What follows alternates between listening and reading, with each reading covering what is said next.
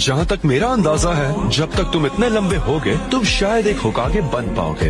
Okay, तो फिर मैं उस दिन के आने तक खूब मेहनत करने वाला हूँ।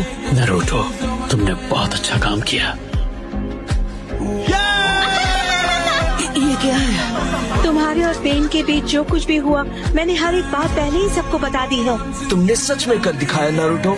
हाँ, आखिर जवानी का यही तो फायदा है। विलेज को बचाने के लिए अपनी जान बलिदान करने से पहले फोर्थ होकागे की एक आखिरी इच्छा थी कि नारुतो को विलेज के सभी लोग एक हीरो माने। लॉर्ड फोर्थ, ये रहा एक हीरो, ठीक हमारी आंखों के सामने।